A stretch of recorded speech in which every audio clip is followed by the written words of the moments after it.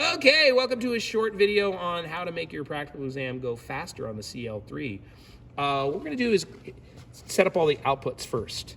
So go to Setup here on the lower right and go to Output Port.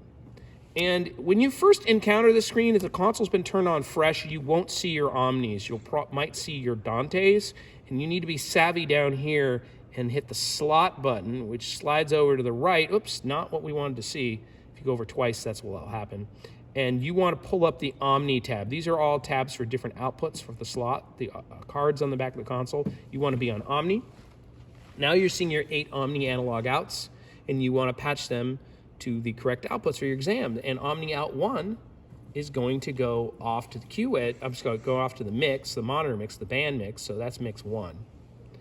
And Omni 5 is going to be your Q wedge. So go in there, and you're going to have to press the orange stereo / mono, and it's not the stereo out, it's the monitor out. This is the volume pot down here, the monitor pot. So we're going to pick Omni out left, so the left side of the monitor pot will go off to the Q edge.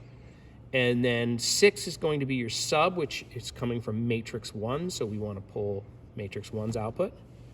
And then 7 is going to be your stereo bus left, so stereo left. And while you're here, I'll just use the plus button to go to output 8, which you could have done all along, by the way, and been even faster, because stereo bus right is going to 8. So that is actually a way you could have done this even faster, is you could have gone in here and just used these buttons the whole time and never exited out. If you really want to be fast, that's a faster way to do it. So I would just recommend doing this. If you understand the console already and you know kind of what's going on with signal flow, this is a faster way to do the practical exam.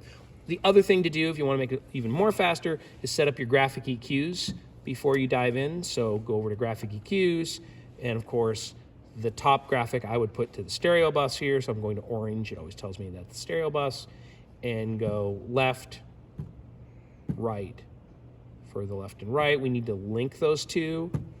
When you press the link button, it'll ask you which one do you want to save settings from. It doesn't matter for the practical exam, just hit any one button and it will work.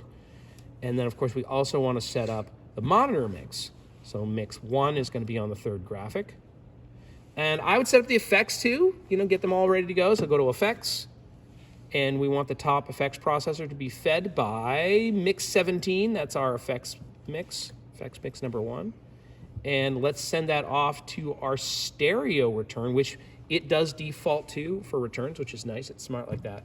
Left plus right. And now we're all, and don't forget to add a reverb, because a distortion will make feedback. So we don't want that. All good and set up. Excellent. Have fun.